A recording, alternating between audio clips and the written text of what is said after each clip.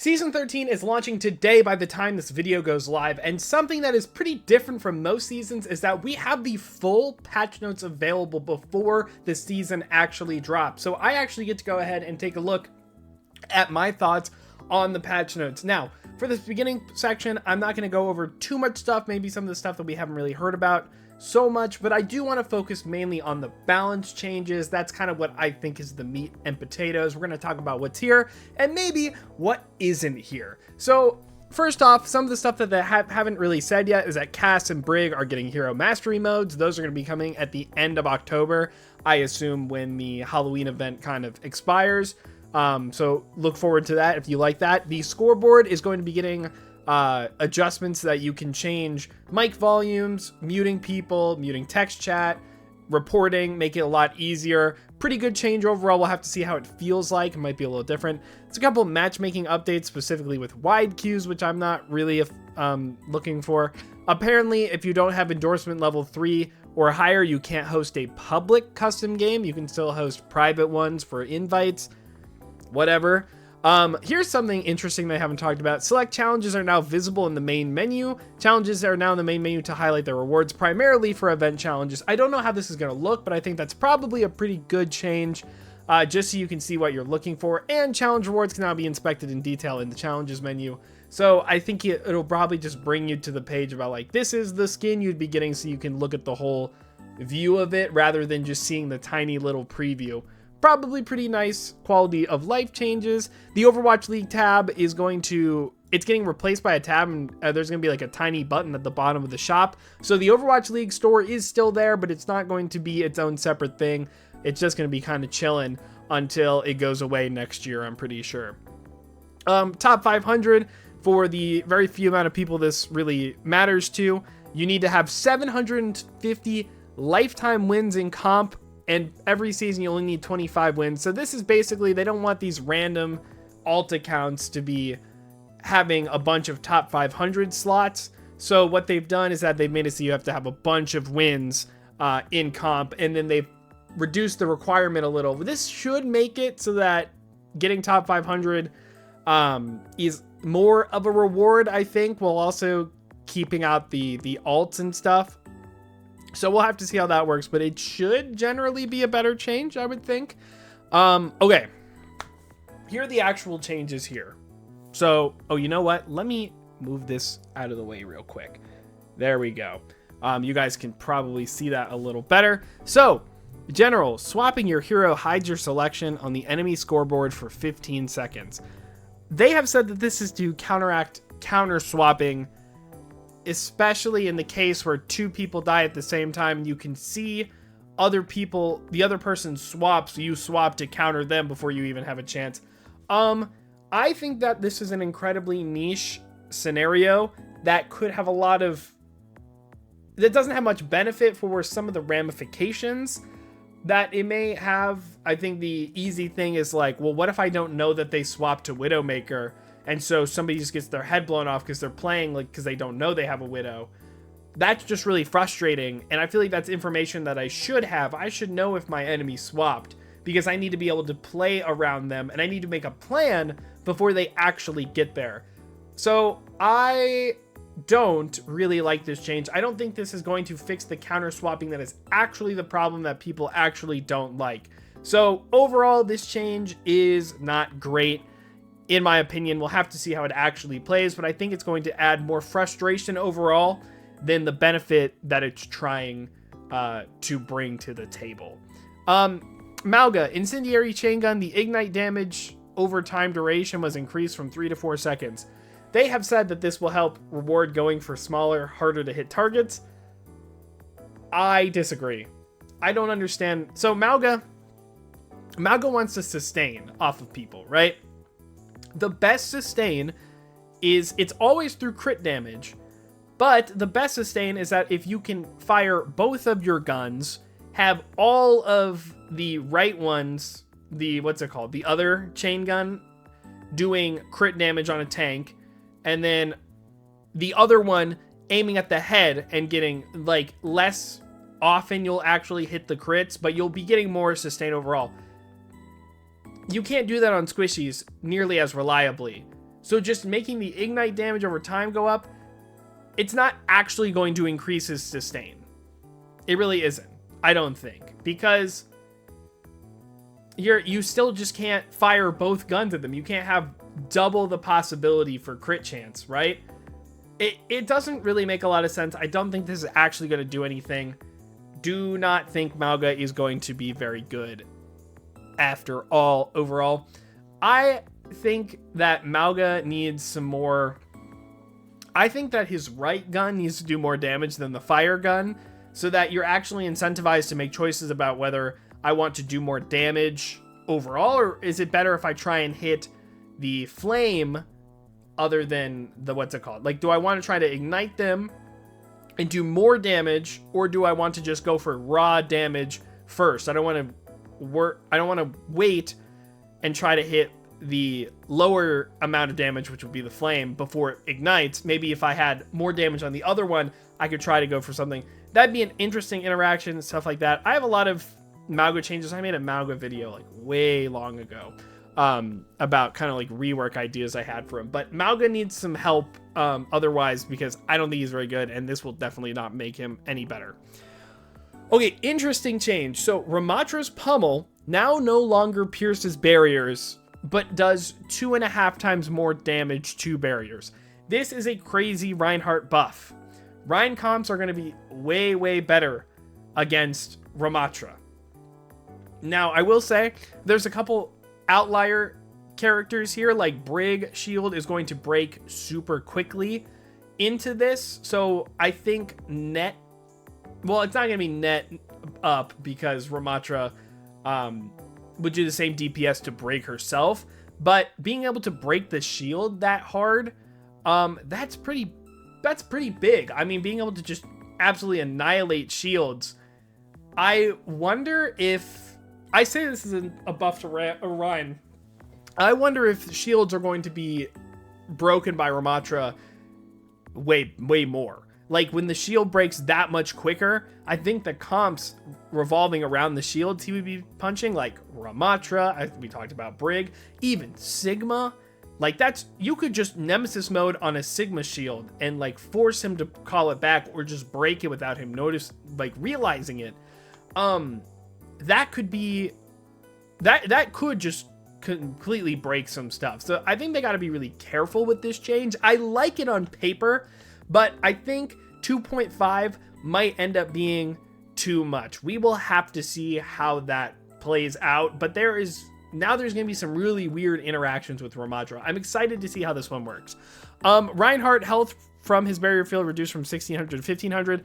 I understand that it's a Rein nerf. It's not very much overall, and I don't think Reinhardt should have a barrier that is super beefy. I don't think it's very fun. I don't think barrier is really fun to play into. It's just he kind of holds it up and soaks so much damage. It's really, really big.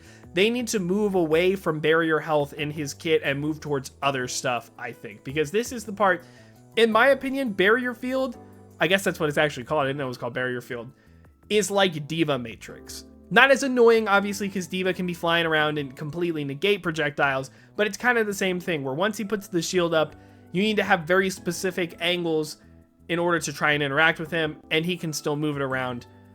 So I agree that they should remove some of the power from his shield, although they haven't put it anywhere else, and that's because I think Reinhardt has not been that bad this season. Ori is good, and Ori did not get any nerfs, so Rein still probably won't find his time in the sun, but I think Rein is in a fine spot, and if other characters are changed, he may just come up a little more. I'm not going to say he's like going to be a super meta pick, but he might be a little viable. And let's talk about Ori not getting any changes. Juno did get a couple of changes. It might make a difference with Ori, but to be honest with you, I don't think it's going to make that much of a difference. I don't need to be the one to tell you that Ori is annoying. I think that maybe Fortify, without changing too much radical stuff, maybe Fortify just needs to last not as long. I think right now it's 3.5 seconds, down to 3, maybe 2.5, something like that. then you allow Ori to be much faster. You allow Ori to have full movement speed during Fortify, and then it lasts way less. That could be a nice compromise. I don't know. Ori is just really good. Her burst damage with her spear is really good. That wasn't changed at all either. Something needs to come down with Ori. Or some things need to be shifted around, because I don't think she's going to really go anywhere, because I don't think Juno is going to be that much worse, and we'll get to her changes. Hanzo got his health brought back up, so now Hanzo can just one-shot, and he's just a worse version of himself from, like, Season 8, I guess. So, congrats, Hanzo. You're not as fragile anymore, I suppose. I've talked about it in the past. I liked the experiment they did at the beginning of Season 12, where they had the 225 HP, and Hanzo could one-shot those characters and not others, and then he had the mirror. But, you know what? Sure, this isn't going to change very much, I guess. So, Hanzo might be a little better, but to be honest with you, I doubt he's going to have much playtime overall. Soj has got some really interesting changes. So, she no longer has like a minimum energy threshold if she goes above it. So her energy will start going away past 25. But it's going to take 12 seconds before her energy starts going back down. That seems insane to me. I don't quite understand why. I feel like that just kind of removes the entire, she loses energy over a certain amount of time. Like 12 seconds is a ridiculous amount of time for her to not lose energy. Like, it's honestly not even a factor. I'm not a very big fan of that change in particular, but what I do think is cool is that Disruptor Shot has gotten a little more damage, so it's a little more useful, but also it generates some, railgun energy when you hit people with it. That is interesting. I think that is actually really interesting. The problem is that I think that Soj kind of builds rail fast enough anyways. I don't know how much this is really going to matter. Maybe it's going to be some certain points mid-fight where she can find a good disruptor and basically squeeze another shot in there. Maybe this will make her higher skilled. Interesting. I think it's a really interesting idea. I like this. I like being able to use Disruptor Shot for more things, making her other ability feel better. I'm totally down for this. I just think that Sojourn right now is a less consistent variation of Cass and Cassidy. I've done this before. Ash and Cassidy. Because they get to just shoot, and Cass is doing 150, or 140, 140, 140. Ash is doing 150, 150, 150, consistently. And so it has to build it up and then potentially do 150, right? I think that when you have to build something up, your reward should be much higher, right? So Soj just doesn't do very much damage overall compared to her hit scan counterparts. So I think her headshot multiplier should go up to 175, because that would actually encourage, it would give her more of a place, because she would have higher burst, but that comes at the cost of her having to build it up more, right? And it's not one shot, it's just a lot of damage, you still have to hit it, etc., etc. Something like that. I just think that she needs to do a little bit more damage on her rail, and then that would finally start giving her identity back. I might make a video about Soj, because I feel like she's just kind of been gutted and she's just not fun anymore, and I feel like her character design, her character fantasy has kind of been lost because it was frustrating at first, and I don't like the way that they changed her. A couple of interesting changes here, but overall I just don't think it is going to make Soj feel better. Maybe she will be a little better, but overall I'm a little frustrated with how Sojourn's been handled. Okay, Sombra.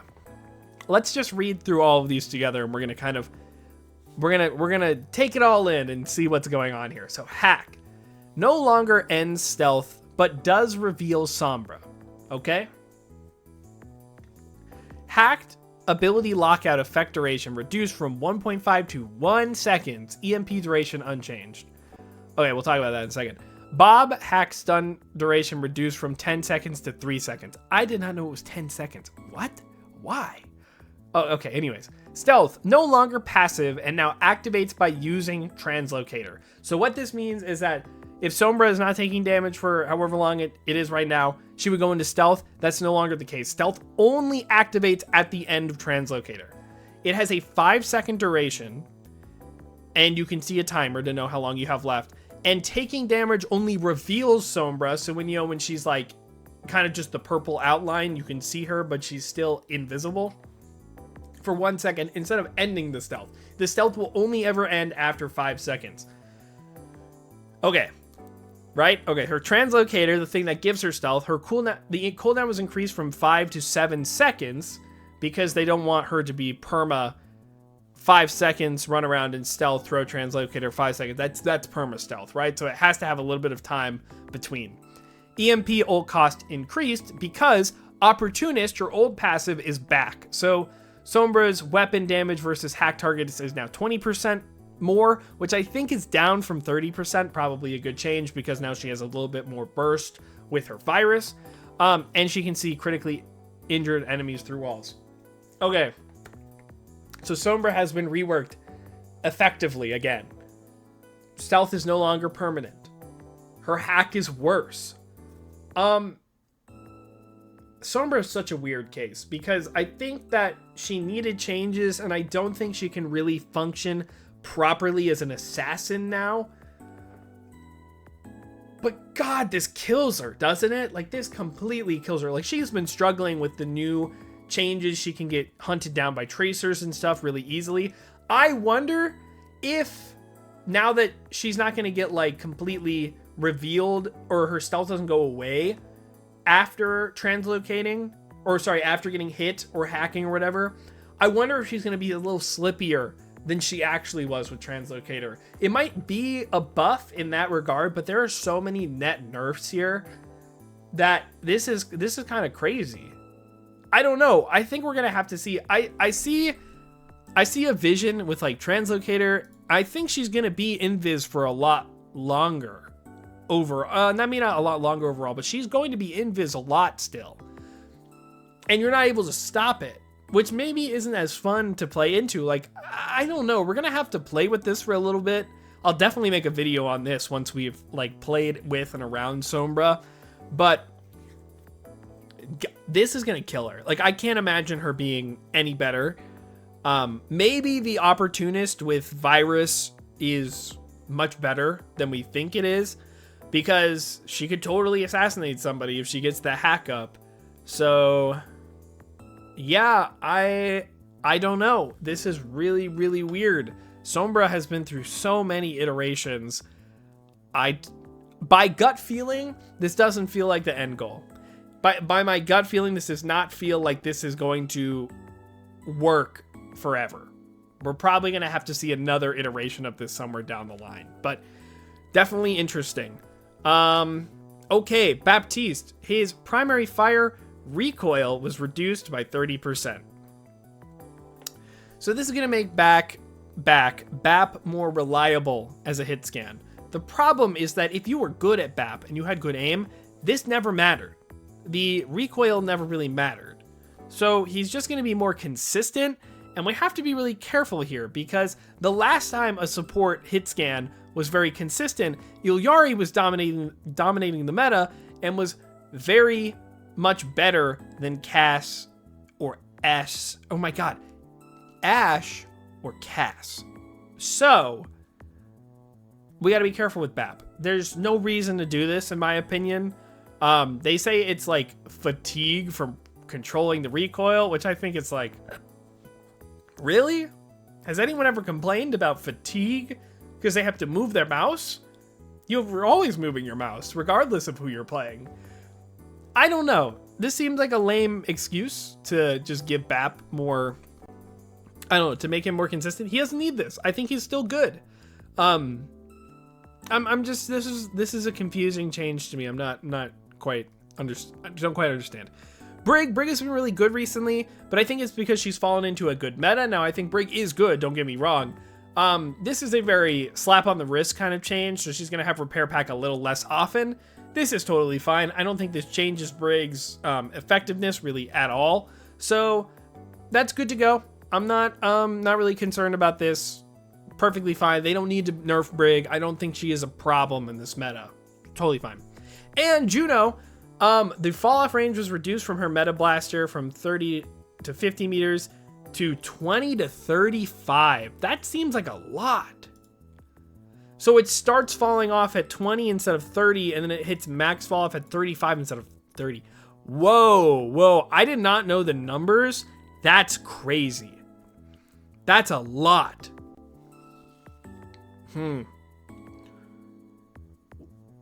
This is going to kill a lot of her numbers, especially since she also got her healing reduced a little bit. Like, her healing in particular is going to go down a lot. Her numbers are going to be way less. Will this matter? I think so. She's going to have she's going to have a really tough time helping sustain her brawl tanks like her Oris or her Ramattras, because she's going to have to get closer, put herself in more danger to heal them effectively. So that's kind of a scary change. I don't know. I actually don't know. I thought that this was going to be like Juno's going to get nerfed, but she's not going to get that nerfed. But the fall off this is a lot. This really is a lot.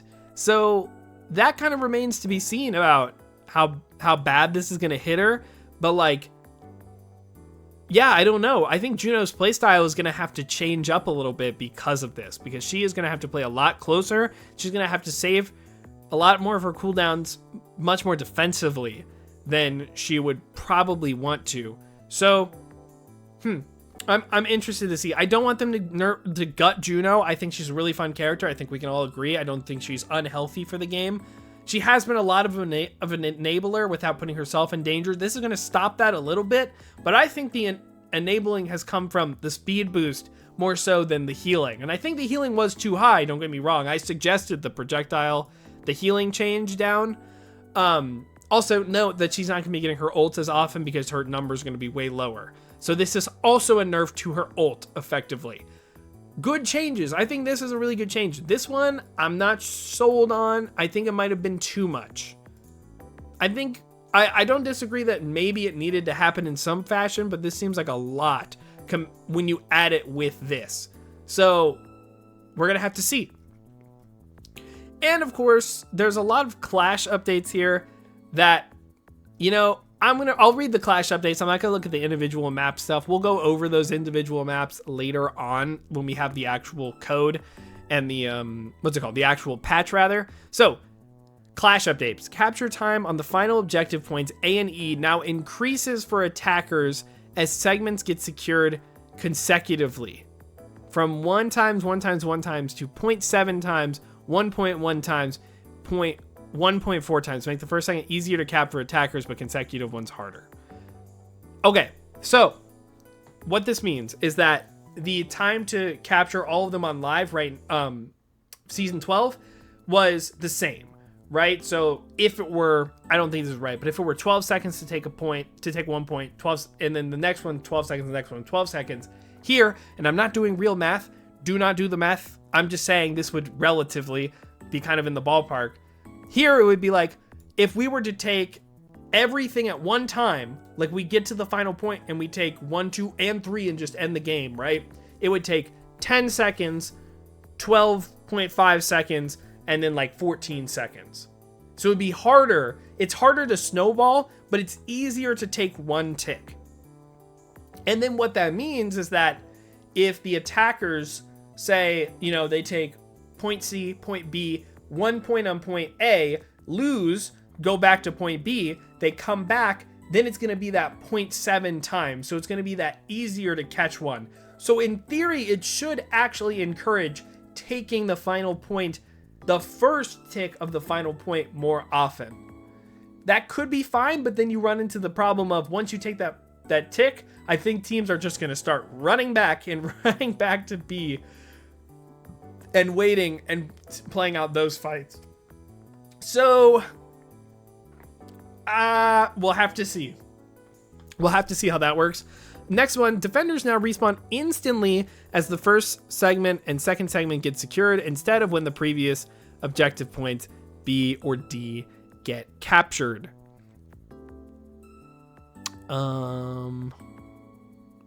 Instantly as the first segment and second segment.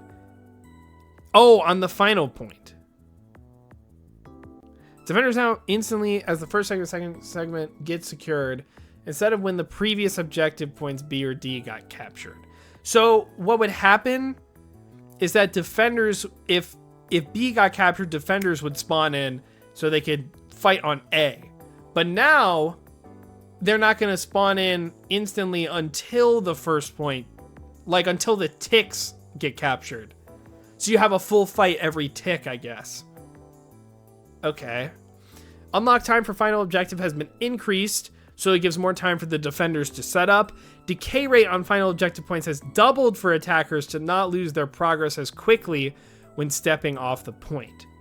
So attackers are not going to lose all that progress as often, okay? And capture time for defenders on objective points B and D has been increased to give attackers more opportunity to attack the point. Okay, so when the defenders kind of take B or D and almost have it, it's going to take them longer to take it.